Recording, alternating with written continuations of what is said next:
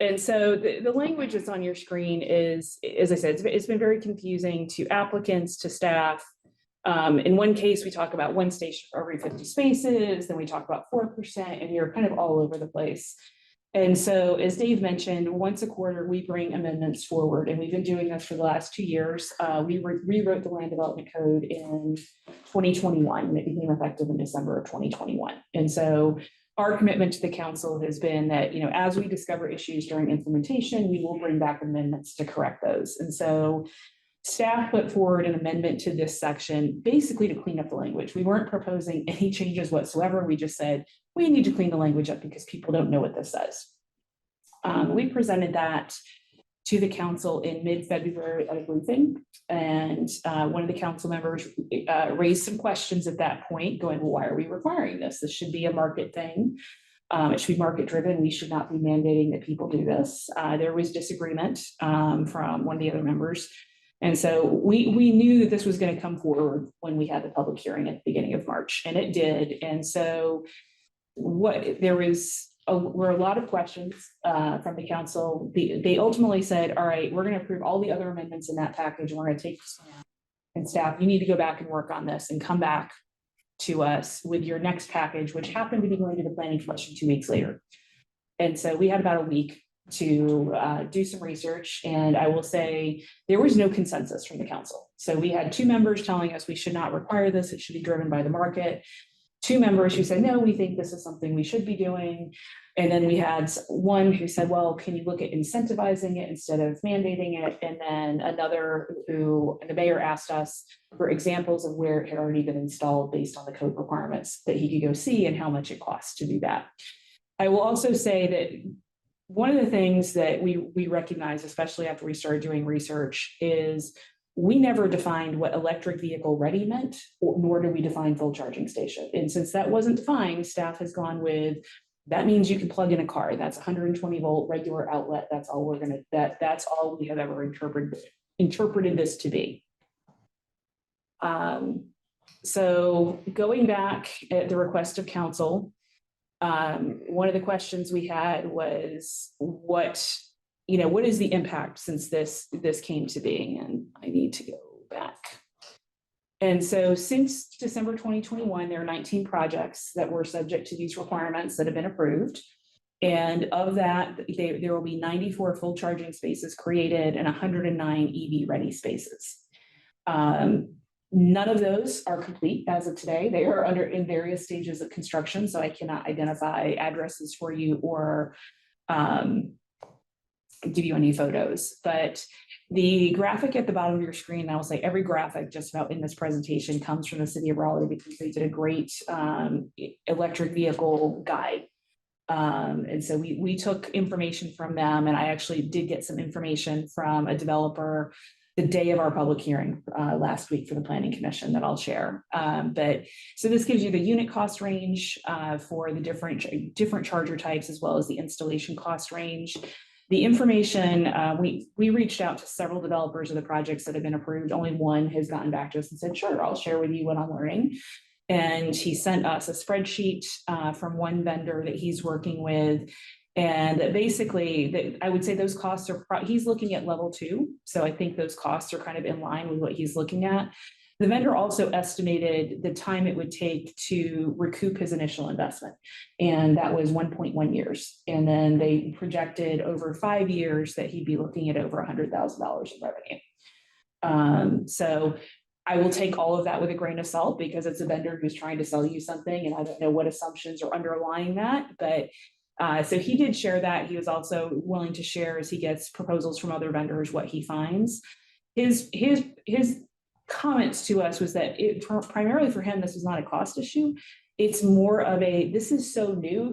This is a developer who's done a lot of work in Wilmington, but this is so new. He's like, I don't know who I talk to about this.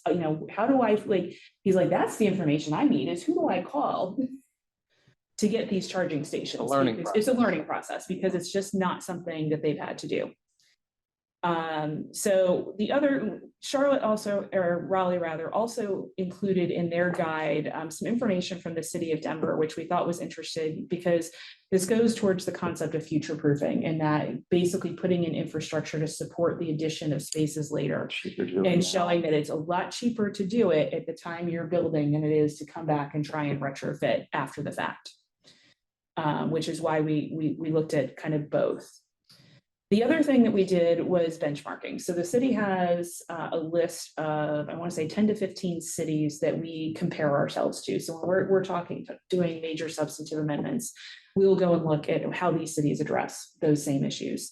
And in doing that, we found that there were 4 cities that dealt with electric vehicle parking out of that list. And they handled it in different ways. One city provides 1 point towards a height or density bonus, and you need 6 points in order to get a bonus. So it's just one element. We do not have a point-based bonus system. So for us to consider that, we would have to create an entire new system. A couple of them in Charlotte, I will say, is probably the most robust in terms of what they require and really became kind of the basis for what we started looking at. But they exempt any EV space from maximum parking requirements. And so if you have that charger installed in zoning, we typically will tell you you have to have a minimum number of parking spaces, but you can't exceed a certain number of parking spaces. So we cap you because we don't want seas of parking. We also want to encourage transit usage. If what this says is, if in the case of Charlotte and some others, if you have a charger, we're not going to count that as a parking space. So you know, if you provide 5 chargers, that's 5 additional parking spaces you can have in your parking lot above the cap that we will not say anything about. They also do the reverse and say, if you have a charger, we will, instead of counting that as 1 space towards the minimum number of spaces you have to have, we'll count it as 2. So they're essentially giving extra credit on one end of the scale and saying we're not going to count it against you on the other. For those that have mandatory requirements, what we found is that they are typically limited to specific uses. So whereas our current requirements apply to all parking lots over 25 spaces, other communities are saying, no, we're only going to require this for specific use types. And so we thought that was interesting. And then the other piece that they do is they typically distinguish between EV capable, EV ready, and EVSE installed. And the graphic there kind of shows you EV capable is essentially you're reserving space in your electrical room for a panel, and you're providing a raceway to the space to install the conduit later on. EV ready, you've got the panel, you've got the raceway, the conduit, and you're putting in a junction box or an outlet. And then installed is you get everything, depending on what you're looking at. Do they all feed into each other, basically make an EV ready? And the idea is that EV capable is kind of the least, but it gets you started because you've put in the raceway so you can add conduit easily later on. So it's kind of 3 different levels of readiness, from the basic to the, you've actually installed the charging station and someone can go and plug their car in. The panel ready there. You don't have to put in an additional panel. Right. And so, yeah, so this is the capable is really save room for a panel and put the raceway in. It's pretty basic. So we went back to the Planning Commission last week. As I said, we had a week to do all of that research and come together without direction from council because they didn't agree, and say, what are we going to propose? So what I'm going to propose, and I think you got that packet, and there are some changes to that based on the commission. The Planning Commission talked about this at length on Wednesday evening. And I will say, similar to the council, there is a lot of debate in terms of, we're not sure we should be requiring this. If we do require it, what should we be looking for? You know, and we had one member who's like, I really just want to go back to the language cleanup that we had proposed like 3 months ago and just go with that.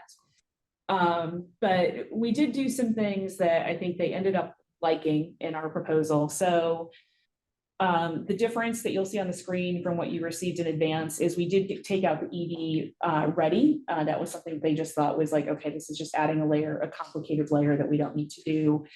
And so we are defining now EV capable and EV SE installed. And you'll see that the definition on the screen is for, it would go to a level 1. So that's the equivalent of a level 1 charging with a 120 volt outlet. They spent a lot of time talking about it, and they really ended up kind of going, okay, let's try and go with the status quo. There was a lot of, there was a lot of, should we require this? And the answer was no, but we already have been. And there was a lot of discussion. We did have one member who was like, I really don't think we should be getting into this at all. We shouldn't require it. But if we do, we should require level 2, because honestly, level 1's kind of pointless. But they ended up saying, we're just going to keep this at status quo and go level 1, understanding that one of our members is an architect and has worked on a few parking decks. And he's like, yeah, my clients are putting in level 2, and those who have put in raceway and panels and kind of done that future proofing have already added more spaces because of the demand. So, which speaks a little bit to the market and understanding that, if you're going to do this, you may go to that level 2. We are also doing those incentives that I talked about. So if you put in that full charging station, we won't count it towards your maximum parking.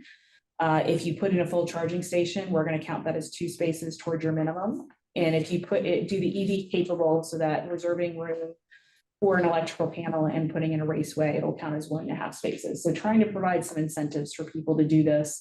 And those actually ended up being very critical as the commission discussed this for projects that are primarily designed and built for households with lower incomes, because there's a lot of discussion of, should we just be exempting those projects? They can't afford electric cars. Why are we making them spend this money? And we talked a little bit about, because we don't know what the future is going to bring. And that was a lot of discussion for the planning commission. Its technology is changing so rapidly. Who knows what this is going to be, but they ended up leaving our proposal for those projects. If you're at most affordable housing projects or workforce housing, get government financing. And so we have put some provisions in if you're getting government financing. Linda, can you go back to the EV capable definition? Can you give me a little more substance around these words? What maybe so more detail, because I think I have a concern about it. Okay. Well, I will be very honest and say we took this directly from the city of Charlotte, because sometimes when you find somebody who has done this and gone and paved the way, you take what they offer. And so this is what Charlotte, this is how Charlotte defines it. So reserving space in the electrical room for a panel to serve the chargers, and then providing a raceway from that panel space to the future EV parking space. That's capable. That's capable, yes. So putting the infrastructure in now so that you don't have to dig up the parking lot later. Correct. I'm playing devil's advocate. People will run, 1/4 inch, 1/2 inch conduit to places that say, hey, I want to put an EV charger here, and they're going to get credit for 1.5 spaces. And how do you know that infrastructure they put in was adequate enough to actually be able to carry an EV charger later in life, right? And so I feel like you need to have some minimum requirements so that people aren't loopholing the system to just get extra spaces towards minimum parking requirements. So, and that typically that level of detail is something that would go into our technical standards and specifications that the engineering department maintains. And I can tell you, they're actually working on an update to that. And literally, I think it was coincidental, but at the same time we were dealing with this issue with council, they were sending me going, oh, by the way, we're for our update to clarify what's required on electric vehicles, we're saying level 2. And I was like, okay, like time, hold on, we're working this through with council, but that's something we can bring to them and say, okay, here's where we are. This is what you need to include in the technical standards to make sure that can accommodate it. And PJ, just so you know, the technical standards manual is referenced in code, but it's not part of code. Correct. And the engineering department is the one that's responsible for maintaining that. And the engineering department also is responsible for reviewing and approving plans before they get released for construction. Okay, yeah, I'm thinking through this because people are gonna use this, they're gonna wanna use this to their advantage of this minimum count. And we already are putting postage size buildings up on small lots and I'm afraid that we're gonna be trying to squeeze as many cars in one piece of property and they're gonna use this as to their advantage and we want electrical vehicles as the market dictates to be widely used and convenient for those people who live in the county and city and those who are coming to visit us.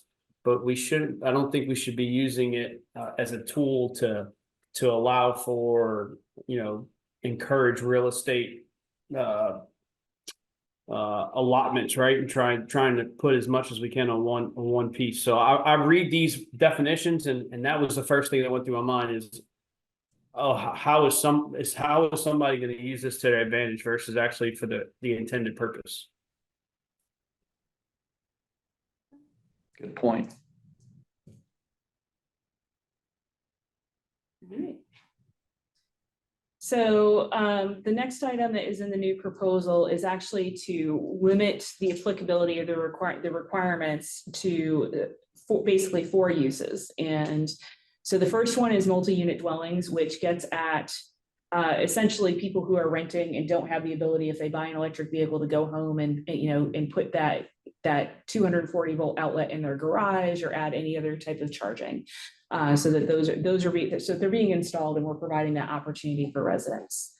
The next 3 really speak towards visitors. Tourism is a large part of our economy. And so we try to identify uses where visitors would be spending an extended period of time where having charging capability may be worthwhile. And so hotels, spending the night, want to charge. Large scale retail, which we define as 40,000 1 square feet and larger, and then commercial parking lots or standalone parking lots. So that could be parking structures, parking decks. But That's an or. Yes, it applies to any of them. So a parking lot for a commercial building. So it's parking. So if you have parking associated with a hotel, large scale retail, or multi-unit dwelling, this is what you have to do. You have requirements that apply. If you're doing just what we call a commercial parking lot, which is it's a parking lot, it's not associated with anything. You are just doing parking for this. You're still required to. We're going to require you to do it in those standalone lots. Okay, gotcha. And then we added a provision that says if you're receiving governmental financing for residential development, so that's typically our workforce and affordable housing. So those properties have significant, most, if not all of their dwelling units are income restricted to households of certain incomes, and also have caps on how much they can rent those units for. That instead of having to do kind of the mix of EV capable and EVSE installed, we would let you meet that solely through providing EV capable. So for example, if you have more than 74 spaces, instead of doing 2% capable, 2% with full chargers, we would say just do 4% capable. And that gets to, and I will say, in talking to staff of the projects that have been approved with this, they were able to identify 4 where they said, yeah, we had 4 projects where people questioned us and said, why are you asking us to do this? 2 of them were 4 projects that are receiving financing for affordable housing. And I was part of one of those conversations, and they're like, this is going to cost us $50,000. And that was what we said, wait a second, we're not telling you to do level 2, level 3. This is basic. If you're putting a light pole in your parking lot, put an outlet in it, and we will call it a charging station for you. But because funding is so tight on those, we said, all right, let's have them put the infrastructure in, recognizing that this technology may not be something that any of their residents are using today, but it very well may be something that they use in the future. And we want them to have access to it. We don't want to create, and this is something we talk about a lot in our office, is some folks will talk about the cost of development, and one of the comments from the council was, that developers have said that like 40% of their costs are based on government regulation or due to government regulation. we hear that, and we get that the same issue whenever it comes to workforce housing, it's such a high priority. So it's like, well, how can you lower their costs? What we don't want to do is create substandard communities either. We don't want to say, because you are on the lower end of the income spectrum, we're not going to put as many trees in, or we're not going to do this because it's going to cost less to build that housing for you. So that's something we resist doing, because we don't want to create something that's not the same standard that everyone else has. The table on the bottom is a replication of the table we're proposing to put in the code. It really does not change anything from what the language is today. That table is it's representing the information in a table form. And the architect that's on our planning commission said, I really like this. This is a lot easier for me to use than reading a couple of bullet points, which is where we had been going. So essentially, at this point, based on, what the planning commission is recommending, it's 2% of spaces being capable, 2% EVSE installed. And we're only going to apply it to the 4 uses that you see there. We'll have an exception that gives someone the opportunity. We're not making them do the 4% capable. We're just giving them the option. If someone says, I just want to put in charging stations, more power to you, you can go ahead and do that. And we're going to be talking about adding the incentives to help encourage people to do this. So you've essentially justified the same standard that you had before. You've added some incentives, and We've somewhat limited the applicability of it. applicability. Okay. So, and at the end of the day, the question is still for the council. And I think, and I was working on a revised case summary that will go to the council saying, look, the planning commission said, we're going to keep it at the status quo with these additions, because they thought the addition of incentives, limiting the uses, were good. They like that direction. There was some discussion that a level 1 charging station doesn't necessarily accomplish a lot. It's going to take you a very long time to charge your vehicle. But that was where I think the incentive, that was where they looked at kind of going, okay, that's where the market's going to jump in and go, some of these places are putting these in, and that's what we need to understand. And we're trying to understand is who's putting in level 2 chargers, because that's just what the market wants. And that's what people are looking for. Also, if you want to track any kind of a metric or charge a fee, you're going to need a level 2, because Right, you're not going to be able to charge for a level 1. Right. So, so the level 2, and again, that would, the stuff that Dave Spatrino provided to us on the day of the hearing last week was incredibly helpful, because, again, that's one vendor, but it's one vendor saying you will recover your initial investment in 1.1 year. Mm-hmm. And over 5 years.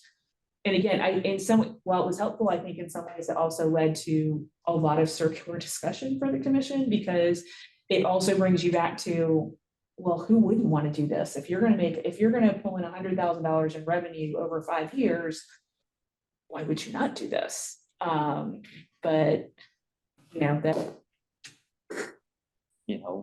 Chance in our parking department has some metrics on the amount of funds because now that we have an EV usage fee. Okay. So I don't know if any of that could be helpful, but Yeah. I'm sure he would.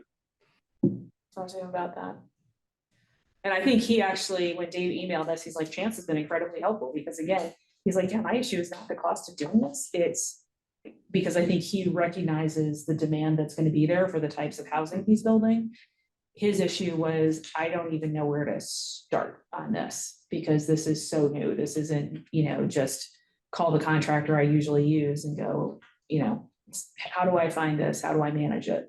So you took this to planning commission last week, and when does it go back to city council?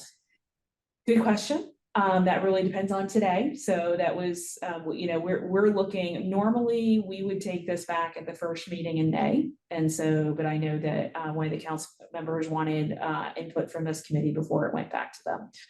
So how can this committee best help you? I think it's just, providing a recommendation to the council. That's what they're looking for, is to say, okay, based on your mission, your charge, does this make sense? Do you see something else? I think the biggest, we did at the recommendation of the planning commission, take out kind of that middle tier of EV ready. Because there's when we looked at Charlotte has it defined, they're not doing anything with it. And we said, let's just this allows us to kind of keep it simple. Keep us kind of where we are with some refinement. Keep costs low too for the developer, right? Because they don't have to reach that. They don't phase. They don't, yeah, so they're not putting in kind of the actual panel, they're not putting in, but to Dave's point, they don't have to go dig up the parking lot later, because, you know, and if you reserve space in your electrical room, you have room for the panel, you have room for the raceway, you have a place to put the conduit, as long as, to PJ's point, we actually make sure that that conduit is large enough to accommodate what's needed. But for this document, then we're kind of taking out us. Well, let me, level 2, just basically this is removed. Okay. It's out, there's some language in the revised case summary that says, look, if the council says we would prefer to require this as a level 2, but this is how you would change the definition, because the definition of EV installed basically would change, and I'm gonna get these numbers wrong, but I think it's 32 amp and 7.2 kilowatt. So I have that in the report, that if the council said, you know, we want to make this a level 2, you know, we want to go beyond where we are today. If they opted for that, we know how to change the definition to get them there. So Linda, can you bring us back in history? If you go back to your first slide, you showed language that was originally put in there and it was highlighted. Yep. Do we know, when was this put into the code? This was part of the code rewrite that was adopted in December of 2021. Okay, so that's the effective date on the left. I didn't know if this was just saying the new code and it's been in there for a couple of years. Do we understand what the intention was of what they were trying to do when they put this in the code? I think I was not here, and I will say that I think our former assistant director texted one of our staff and was like, oh yeah, the former director handed me that language one day and said, this is really cool, put it in. Okay. So I think it was I think it was along the lines of, hey, we should be doing something with EV parking. And so this went in, I think, and as I said, when we proposed cleaning up the language of staff, we really just looked at this and said, hey, this is just confusing. We're not changing a requirement. We just want to make it clear what we are requiring. Unfortunately, this is one of those things when you do an entire code rewrite, I mean, and I'm not sure if anyone has seen our code, but it's probably a good 3 to 4 inches thick, about 500 pages long. There's a lot in there. And so when you're adopting that new, it's not hard to Miss something. Yep. So from my perspective, as it relates to this committee trying to stay in our lanes, you know, we have a objective to reduce the carbon emissions from county or city vehicles by 2030 or 2035, whatever the date is. We had this objective out there to do that, and I believe that we could support. I'm not speaking on behalf of the committee. I'm speaking on behalf of myself as a committee member. That I believe that I could be supportive of a code change that further aligns our objectives with the public in our hope to have clean energy usage within the city. And we obviously don't want it to be a burden, and we understand that the markets are changing. But there's some language in there, that some of the wording in there, I need to think about it. I know we want some committee action today. I need to think about it a little bit. And I want to make sure that we promote the good use, but we're not being an overburden to those developers who may say, we don't want to do this because we're not going to do this project because it's too costly for us to put EV chargers in. I don't know why this would break the bank for them, but I do want to be cognizant of their investments in the city, because you know it's a free market and they're trying to make money too. So I do want to be encouraging, but I don't want to be too restrictive. And I'm not sure if you've I can't tell you how many spaces or what it should be counted towards, because that's outside of our lane. I think that's really a planning statement of, we're going to give you extra credit. I think that's a good incentive. I think having it incentivizing is a good thing. but I also know what our objectives are and our goals and making sure there's some alignment there. Yeah, and I think, one of the things that I mentioned that there were 4 projects that my staff had heard from out of the 19 that said, that kind of questioned, and they said it wasn't huge, it was why, as I said, I work personally with one of the affordable housing developers. The other 2, one is a Sheetz gas station. And another one is an existing office building, but because they're expanding parking for their employees, but it's on a separate lot. The distance that they're going to have to run utilities, and that was my staff. They said, look, we didn't get details as to why they had issues, but we're guessing it had to do with basically the distance between where the utilities are for their building versus where they were building this new parking lot. And that there was a cost there in terms of running those utilities that distance. And I'm going to guess that they are one of the people that called one of the council members who said this should be market driven, because the cost that he listed of, $150,000 on parking, that's probably the only one I can think of that would fall into that. And it was an office developer. We just don't have that amount. And I kind of agree with that, right? And that's kind of what I said, right? It should be market driven, but we should be encouraging it. So I'm not sure about mandating it, but I think the incentives that we have in there that says, hey, if you have this many parking spaces, we're going to give you credit for doing this, incentivizes them. A hotel who decides to build a hotel in the city of Wilmington and chooses in 2024 not to put an EV charger in and doesn't get customers or to come stay at their place because they don't have an EV charger, we incentivize them, but forcing their hand to do that, it's at their loss, right? And so I'm on the fence on this one because, I don't want to speak out of both sides of my mouth. I think it's something we should incentivize and encourage them to do, but I'm really skeptical or really concerned about forcing someone to do it at the loss of, a good project in the city. And Sheetz is a perfect example. Why is Sheetz, a gas station, going to put in are they going to put an EV charger in? People are not coming to Sheetz to plug their cars in. They're coming to fill up with gas and grab sandwiches and stuff like that. And that I think is one of the reasons, as I said, when we looked at how other communities did this, they did not do this for all uses. They said, we're going to require this for certain uses, which is why we came back with that and said, let's scale back where we're going to require this. So for example, if this amendment, based on what the planning commission is recommending, if it were approved, Sheetz could come back and say, oh, I don't have to do this now, but under their current plans, they do, because that's the way the code was written. But I think that was one of the things we looked at and recognized that, yeah, this is not necessarily something that makes sense at a gas station. I will also say that your sentiments are exactly why the planning commission discussed this for so long on Wednesday night, because that was exactly their discussion of, we're not sure we should be requiring this, but at the same time, they do see they understand the potential demand that's out there and are looking at trying to figure out how to kind of balance things. So Can I add some comments? Yeah, I was gonna say Richard had his hand raised. So I think this is one of the rare instances where PJ and I will probably disagree, at least to some extent. So the way I look at it is, I don't really have any problem with how. Let me clarify real quick. So the incentives will be for everybody, but the four cases that you have outlined, like for the hotels, multifamily, et cetera, those are mandated. So whether they want an incentive or not, they have to fulfill that mandate, correct? Yes. Okay.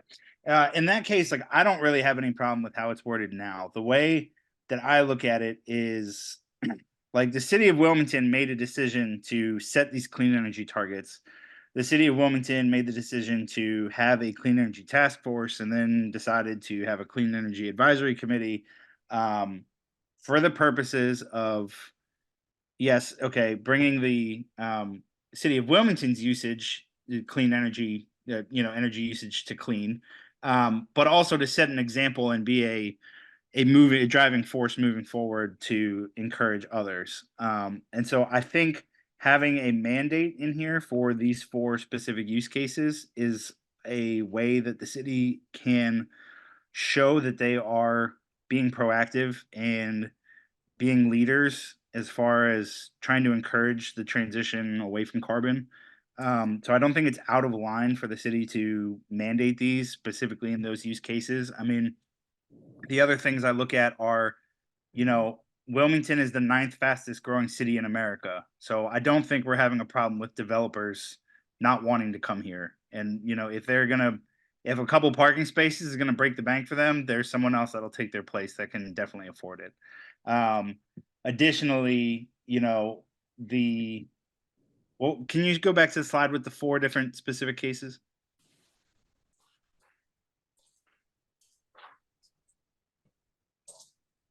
Was it this one? You know, so hotels, large scale retail, like we are developing so fast that I don't see any use case where like this is going to break the bank for them in those 4 specific instances. With how fast we're growing and like the amount of development that we're doing,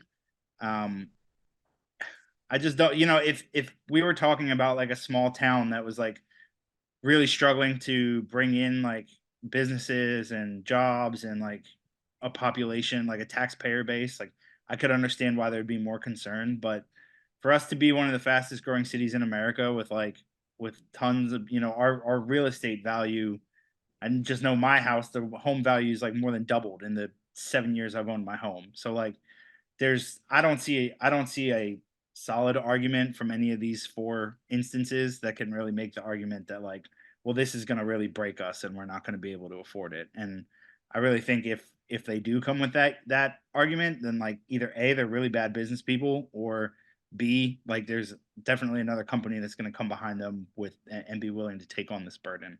I think the economic burden that it places on these developers versus the example and the progress that it sets for the city of Wilmington, like I don't think it's really comparable. So I personally am in favor of this. I do support the fact that you limited the applicability to it, because for like the specific instance that you mentioned with affordable housing, I think is really valid. I mean, there's, you know, like I was just said, we have an affordability problem here in town. And we don't want to price out our workforce and that kind of thing. So I think it is important that we make that as easy as possible for developers that are willing to make those investments in affordable housing. So I do like that we've limited it to this. I would be curious. I assume like from the code, you know, from the perspective, you guys looked at all the different use cases and these are the 4 that you found were applicable. You know, I'd be curious to see if there are any other use cases that you feel it may be applicable to that like could be brought in, but I kind of trust that you've already done your due diligence on that. And these are the 4 that you feel like it's, you know, applicable to. So as far as I'm concerned, like I'm fine with the language as it is. I don't think we should take out making it mandatory for these 4 instances. And so that's kind of, I would vote to approve like the language as written here. Richard, I think you and I think we're pretty aligned. With the only caveat I have is, do we have exceptions to these four locations where we would not mandate, right? Like we're saying, no matter what hotel is built, no matter what the size hotel is built, they have to have a EV charge either capable or installed. And what I'm wondering is there may be these situations that we come up where it doesn't seem black or white. It's gray. Well, really, should they? Do they need it? And then that gets Linda and her group into this, you know, exceptions category. So that's why I'm wondering if encouraging versus mandating is probably a better route. I'm not saying it's not, or it is. I'm putting it out there as a question. What's the process, the variance process? Does that exist? It does. If someone says, I can't meet this, they would have the opportunity to go to the Board of Adjustment. It's their tough criteria to meet. It's not economic. You have to demonstrate that there's something unique about your property that prevents you from meeting it. I think one of the things that we have tried to do is that this really only applies if you are providing 25 or more spaces. If you have a use and you could have a hotel, but if it's a small boutique hotel and you have 20 parking spaces, you're not required to do this. That becomes a complete option for you as to whether you want to do this. We only apply this, and that was something we found with other communities as well, was that they didn't start requiring this until you hit a certain size on the number of parking spaces you were providing. So I just want to make sure PJ heard that part. If someone that was building a hotel with more than 25 spaces wanted to They go after a variance. could ask it, but it would be, I will tell you, probably gonna be very hard to Understood. get. Because I can't, sitting here, I can't think of something that would explain why you can't put, like what the physical conditions unique to your lot are that are preventing you from installing this. So like, I think my staff would probably say, yes, you can ask, but there are 4 criteria you have to meet, and we're not sure how you would meet them. Now, that being said, if, for example, to PJ's other point about the conduit and how do we need to size things to make sure it can accommodate wiring in the future, that is something that standard, if that goes into the engineering, and that's why I would prefer that standard to be in the technical standards manual as opposed to. Should be in code. No, because if we put it in the code, you're looking at 4 criteria in terms of getting something, whereas the engineering standards manual, there are certain things that are minor that I believe the city engineer can do, and then there are more major modifications. It also goes through a hearing process, but the criteria are a little bit broader than they are for variances. So if someone came in and said, no, I really don't need that conduit size, and that's going to cost, I only need this, and they can demonstrate that that's going to work, then, that's probably something that might have a better chance. And that's why that's why I'm a little leery of putting a conduit size or a race size in here, because that's when we start getting into way too much technical detail. Any other comments, questions? I'll just add for context, just kind of EV growth in North Carolina in general, that what the governor put out was, I think it was 2016, they put the goal out to have 80,000 registered EVs in North Carolina by 2025. We've already hit that number early, and that kind of growth curve just continues to go straight up. So I see this less as an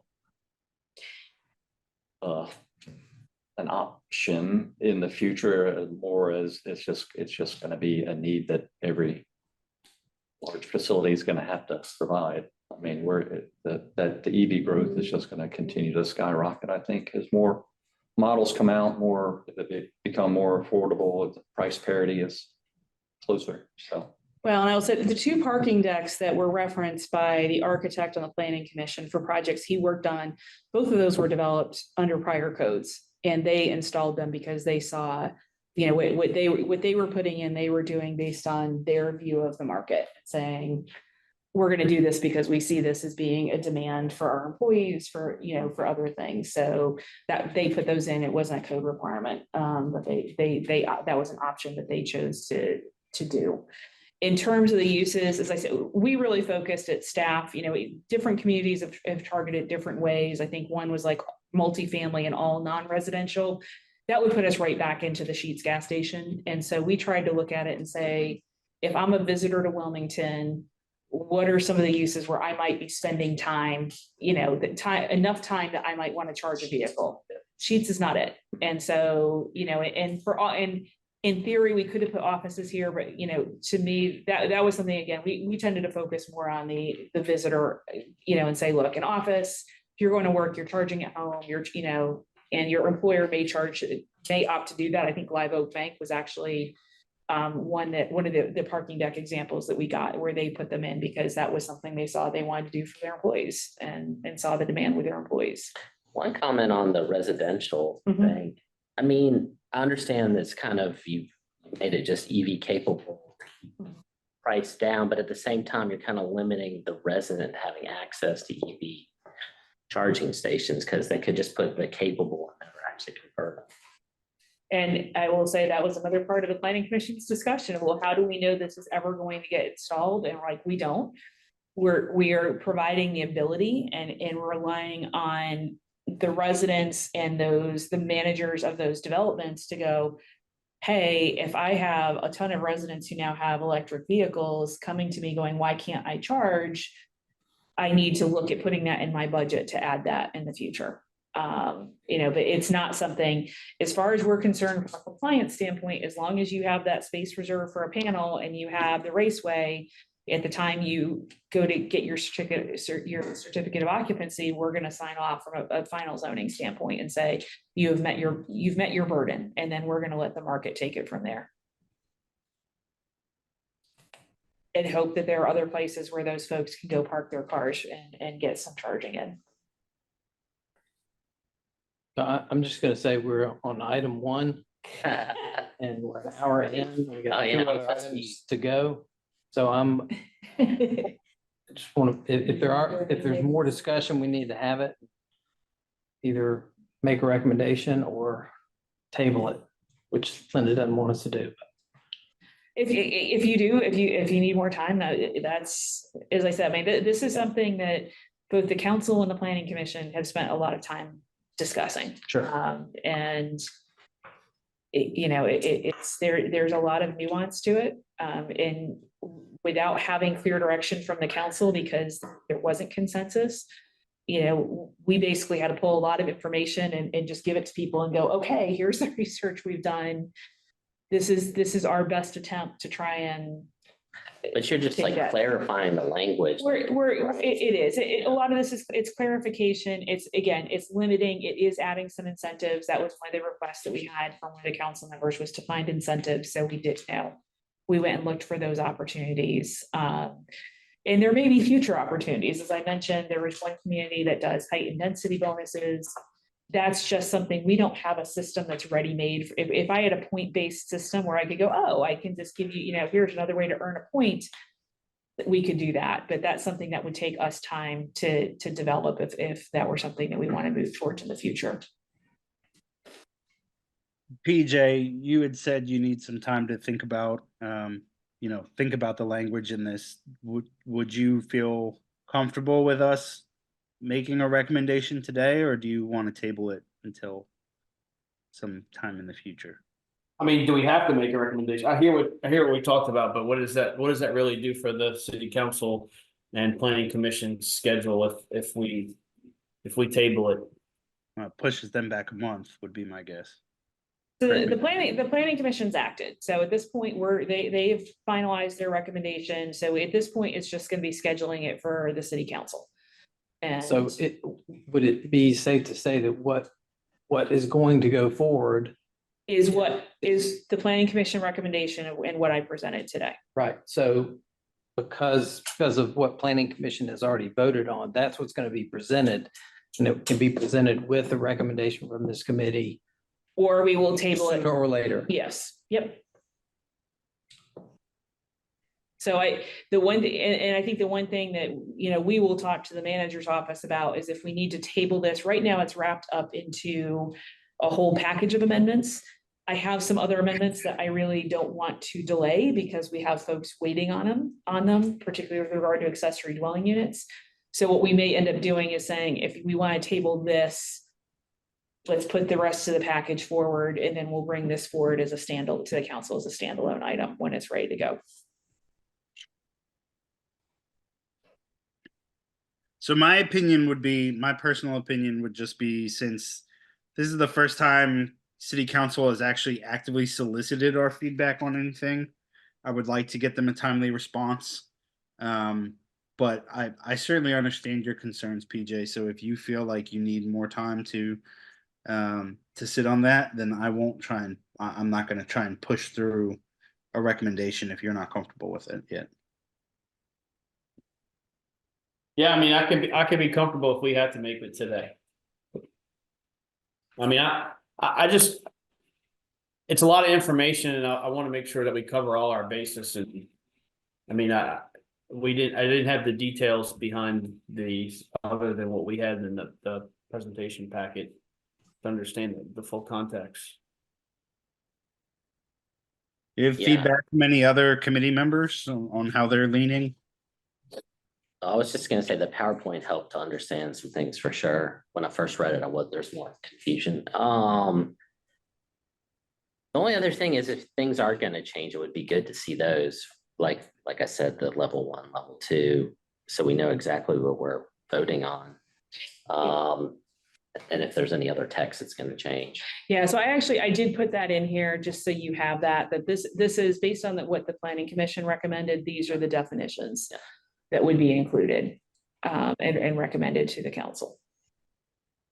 So everything, there's no longer EV ready. They took all of that out. They just thought that was just adding too much to it.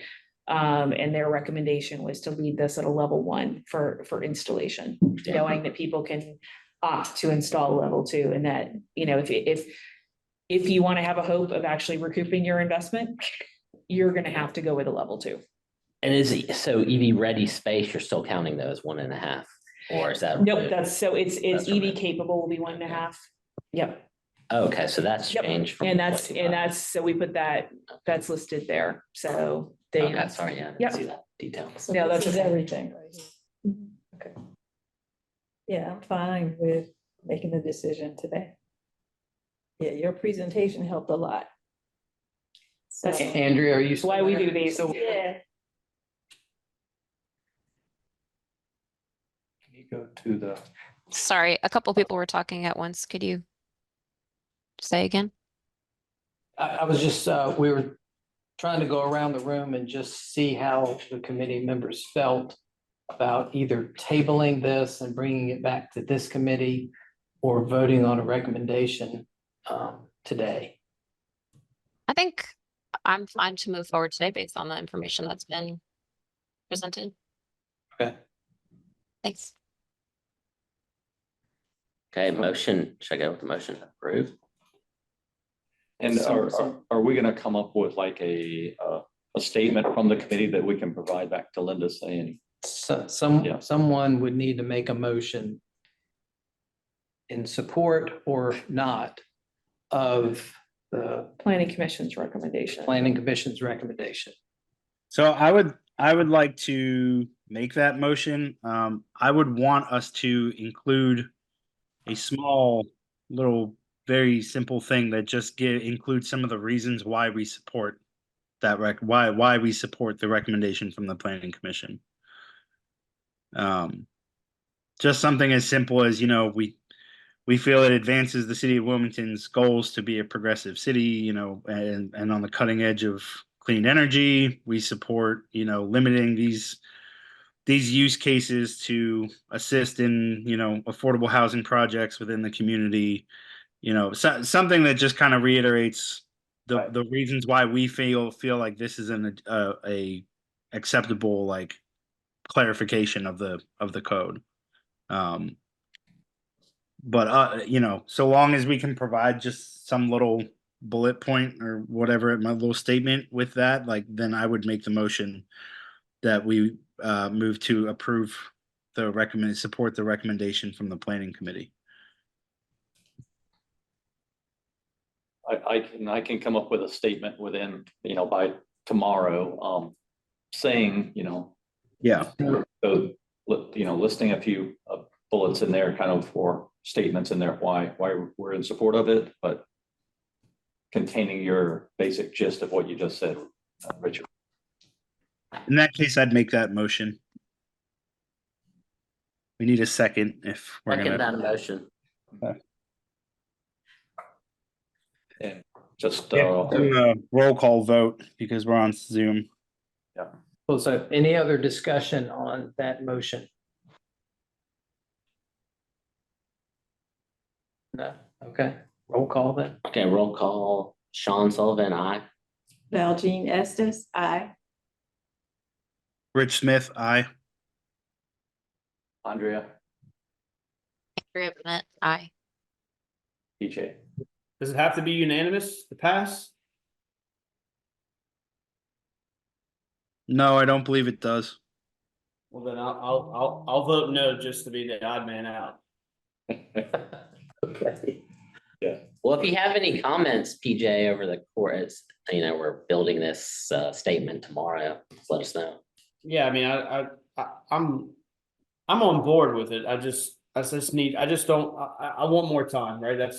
Maybe it's the engineer in me. I just want to think about it.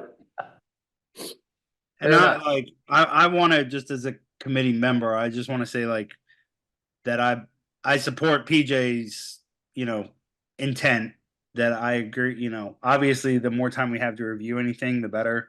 In this specific case, I just feel like because city council actively solicited our Yeah. feedback, I want to try and be as expeditious as possible about providing them with that recommendation, but I don't disagree with PJ's sentiment at all. Agree. Okay, I think we're done with item 1. Thank you, Linda. Yeah, thank you. Thank you. Thank you very much. And just so we're all on the same page, I have a hard stop at 2:30. I have another call I have to get on, so. Yeah, and if there's any of the items on the agenda that we need to continue to another meeting, that's acceptable as well, because I have a feeling item number 2 is going to have some discussion. Thank you again, Linda. Okay, item number 2, working session on clean energy addendum to the Wilmington State and Federal Legislative Agenda items 2A and 2B. This will require a committee action, so I guess we want to try to hopefully get it done in the next 24 minutes. So do you want to give, we all should be familiar with it because we were here during last meeting, I believe. But David just drafted a statement based on our input. And if you want to say anything else, David. Yeah, you guys gave us direction in our last meeting to come up with some suggested example statements that we could provide back up through the chain of command that Dave May said he would, push forward and get in front of city leadership. So the way I approached it was, we're not going to be able to insert a new paragraph. So I tried to be as specific and succinct as I could. So as far as there are already 4 strategic focus areas that were listed. I just came up with a 5th that could perhaps be added to as an additional focus area, which was creating a sustainable community that is environmentally healthy, socially responsible, and financially secure. That really just kind of speaks to that triple bottom line of sustainability. That's actually kind of a similar approach to the definition we have for our internal sustainability committee, which I think, it certainly hits on a lot of the things I think the city is trying to address as well. As I think Andrea pointed out last month, a lot of the language is kind of in there already. It's just kind of trying to pull out and define a little bit simply kind of specific clean energy sustainability focus areas. So just wanted to provide that one additional 5th statement. And then I provided just a couple one recommended addenda for inside the state legislative agenda, and then a couple examples under the federal agenda. And so for the state agenda, I thought we could add something similar to supporting efforts to provide clean, reliable, affordable, and equitable energy in North Carolina to achieve statewide and Wilmington greenhouse gas emission reduction goals. I could have added clean energy goals in there as well, but, so could add an additional point within that one as well. So achieving statewide in Wilmington, clean energy and greenhouse gas emission reduction goals, if we wanted to amend that as well. And then, in the federal section, I really just kind of added, a couple words and rearranged one of the statements to, closer align with some of the things that we're working on. So happy to have discussion and talk about these, or if we want to provide, if anybody wants. For the last one, Just, it was just you, the underlying stuff is all you added I think the last one, for the last two.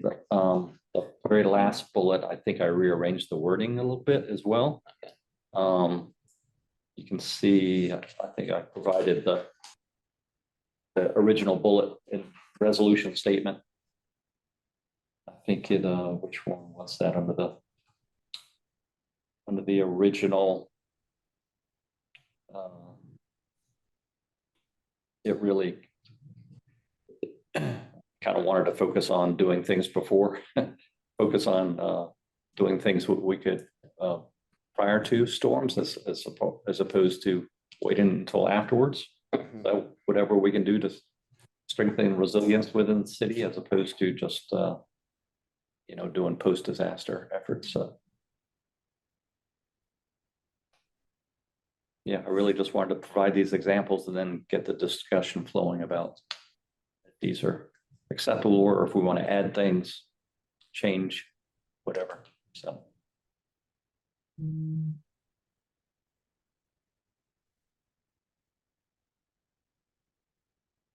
Okay, I see what you did there. Yeah. Yeah. Okay.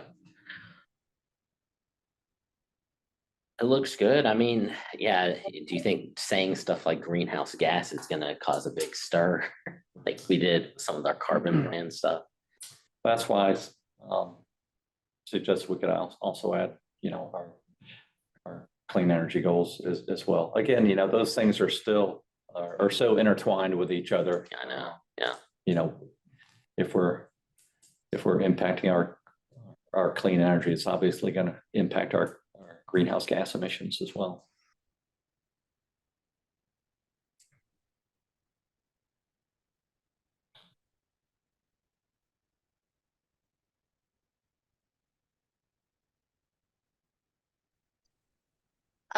David, you have it listed as number 5 being a recommended additional strategic focus area. But Correct. I could almost see it rewriting current strategic focus area number 3. Yeah, I saw that as well. It was very much in line with, what they have listed as just creating a safe, healthy, and engaged community. Perhaps just a broader definition, a broader meaning around that same focus area. Yeah, I'm not sure if adding, and I think this was kind of the discussion we were having last time, whether adding something new versus updating existing would be more palatable. But I think that the federal one sounds, I think it's just a little bit more of like what strategy we want to take. If we want to say we have 3 updates to existing items and 1 suggested addition, does that feel more amenable than, adding 2 points and like that kind of math? I don't know if y'all have experience with changing what is currently set up on the on the legislative agenda if one feels like it would be an easier path than the other. But outside of how it's packaged, I think this sounds really good. And I especially like the, I think how you've rearranged that final federal legislative agenda item. I think incorporating the climate resilience measure and that like you have that pre-disaster mitigation, like I think that really hits home. again, the question about like the greenhouse gas versus clean energy, like this is where I understand the lines that we're walking, but you know, sometimes you just got to say the words and say what it is. And so, you know, if our group isn't the ones to put forward what, you know, what it is, then, you know, but again, I totally understand that, like, again, it has to be amenable to the group for them to accept the changes. So I don't know, kind of defer to the larger group with their experience on, um, you know, how packaging these changes would be the most amenable. But outside of that, I think this all sounds good. I don't have any qualms with the way that this is written. Thanks for doing this, David. Andrea, to answer part of your question, I don't remember when we've gone back and edited a legislative agenda ever. So this is somewhat breaking new ground, but the reason that I felt like it was important for this group to hear this is because it was the current agenda that was posted was deficient of what this committee's charge is.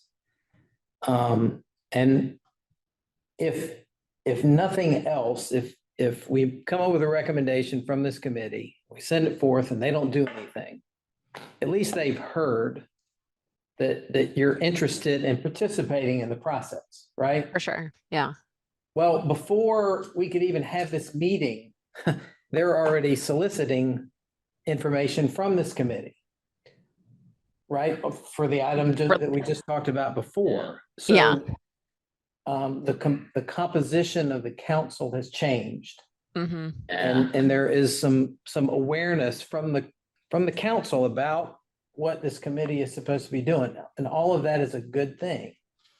So maybe next year when they're putting this together, they actually reach out and seek our input prior. correct. I almost thought that part of our response to Linda could be, well, based on the strategic focus area in the you know, legislative agenda, like calling back to what we're putting forward. But that kind of felt, if we're doing both at the same time, I didn't want to call to something that hadn't yet been reviewed.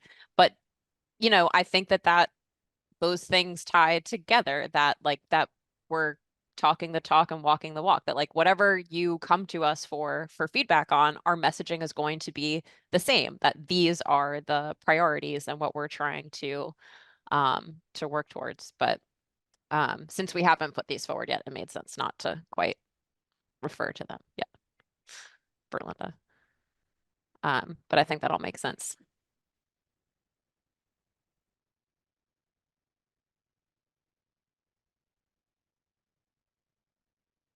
Yeah, I think I like your comment about maybe trying to merge 3 and 5. I think that would be somehow do that easily.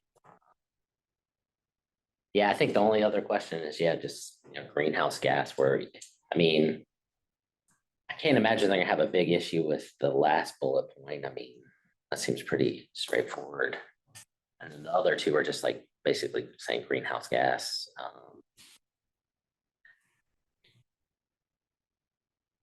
I'm fine with going ahead with it, but anyone, PJ or Richard? I'm good with how it's written. I'm glad we made, you know, we proposed some changes, and I agree with Andrea. Hopefully we're able to have at least a copy of the draft prior to for next year before it actually gets published.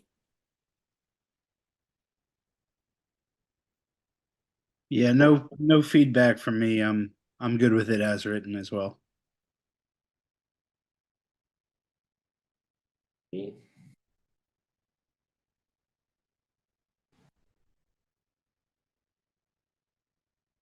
Actually, I think that I would agree with Andrea about number 3. Merging my number, Yes. my number 5 in with number 3. And the rest of it, actually, I think it's fine as it is.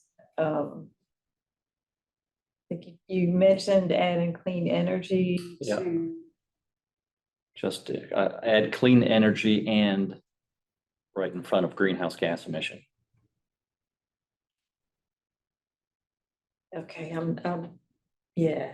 Yeah, just, it Yeah. kind of includes everything, you know. I think you're okay with it as it is, yeah. So, okay, well, I'll make those changes. Will this just go, will you present this or will you just send it in an email, and get response back? Put it in like a memorandum kind of.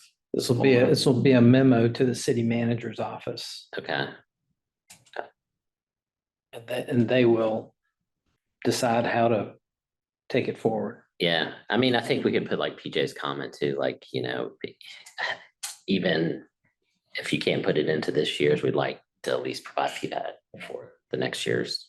Yeah. Yeah, it'll certainly be a memo that notes that this was taken up as an item with our Clean Energy Advisory Committee and Yeah.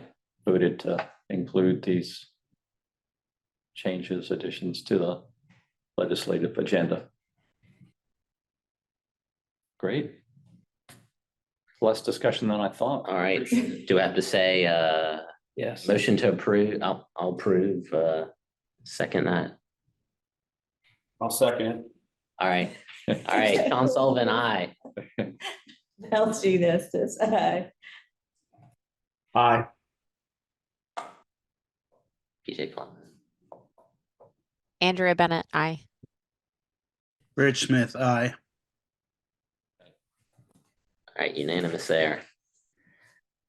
Thank you. All right, PJ, you still got 9 minutes, man. Still on items, all right. All right, item number 3, Department of Energy to Communities Program, Exit Match. David, will you provide some background? Yeah, let me just. Get to this real quick.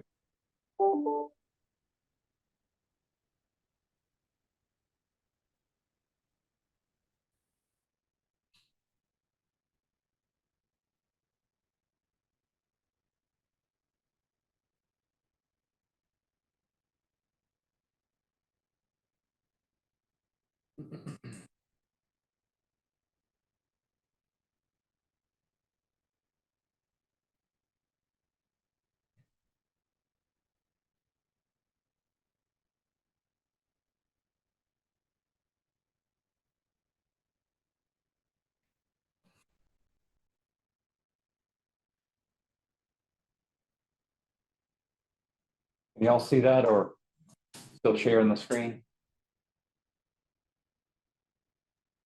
Not sharing anything yet.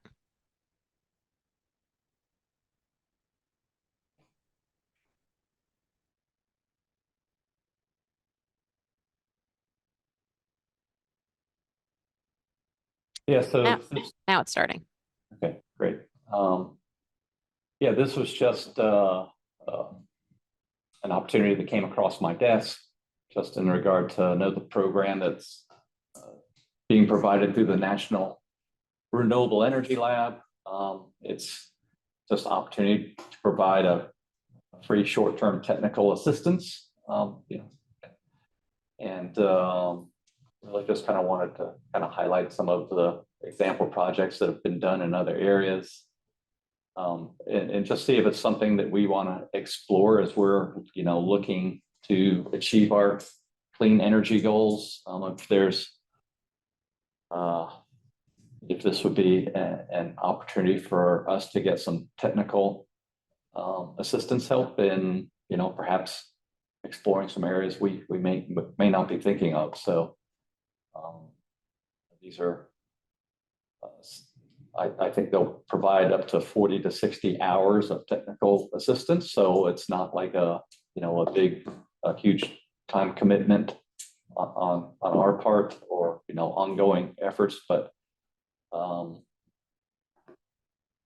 yeah, it really just provided, some opportunities to look at projects that have been successful for the Renewable Energy Lab, around the country. So I found it interesting and just really wanted to bring it in front of the group for a little bit of discussion and just get y'all's input on the opportunity.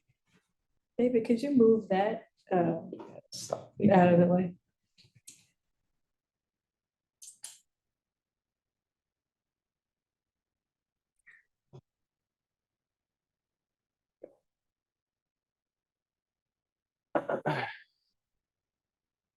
So what do you, I mean, for this, what do you think we should do? Or are you gonna try to come up with some, I mean, do you just propose a question to them to answer, or is that?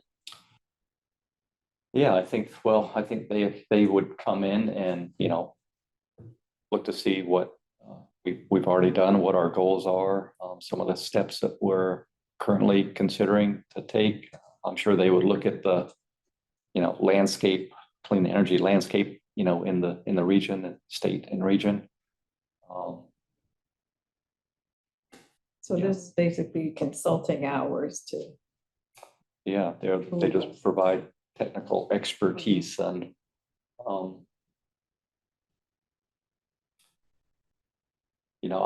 I'm still exploring it a little bit. I'd like to see perhaps some of the other communities that they've worked with, and particularly if I know anybody in those communities, to see if I could reach out to them to get their impressions on the program.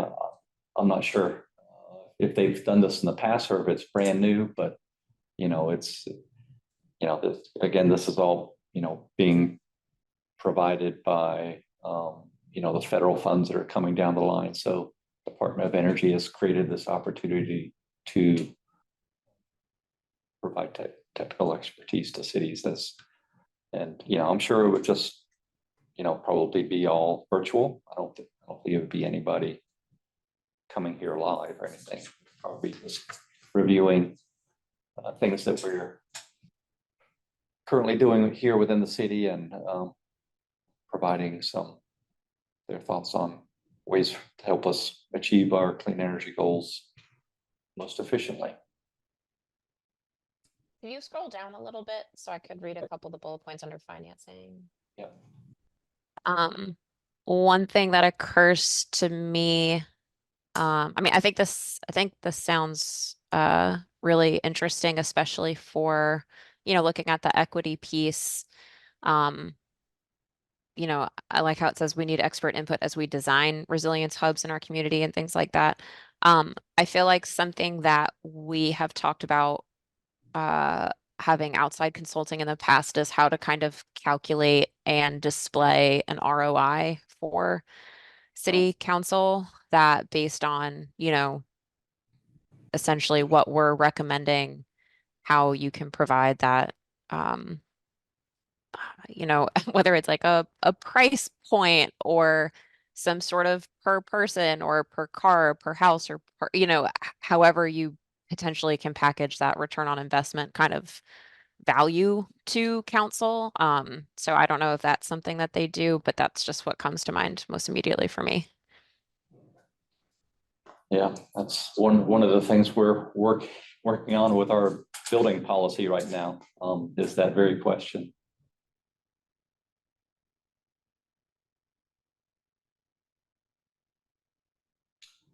So yeah, just trying to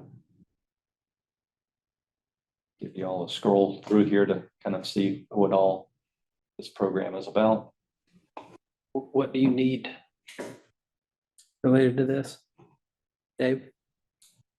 I don't know if I need anything. I just wanted to bring this in front of the committee just to keep you all in the loop in regard to some of the things we're considering. As we're all stretched thin, I think, and to me, this looks like an opportunity to perhaps get some valuable technical advice, and if it can help us steer us in an area to achieve our goals in a more efficient manner, I think it could be worthwhile pursuing. Yeah, it'd be good to know what exactly is required from us. I didn't see that on there, but I don't know how much I looked at Like, what do we have Matches to with people propose? and not dollars, right? Yeah, Okay. About 40 to 60 hours of expert advice. Okay. We only have 1 minute left, but maybe we can all review the link that's in the agenda and come with any questions for the next call, unless you were looking to reach out about this sooner. Nope, yeah, if y'all want to look through it a little bit more and either email me any thoughts or we can bring it up again at the next meeting. I really just wanted to, there's no, I think, specific deadline or time frame for this. So it's, yeah, opportunity just for y'all to take a look through it and honestly give myself a little bit more time to look through it and see if there's any other communities I may be able to reach out to for their input. yeah, we missed out on item 4. I gotta jump to another call. All right. I'll get all them off. All right, sounds good. Thank you. If it's okay with the rest of you, we'll reach out on this one Okay, I'm good with it. via email. You can also reach out to Total if you think, but I mean, they're not really the energy utility provider, but I've got a contact. He may have a contact too there. She's like based in Southport, the community. Yeah. Outreach person. Okay.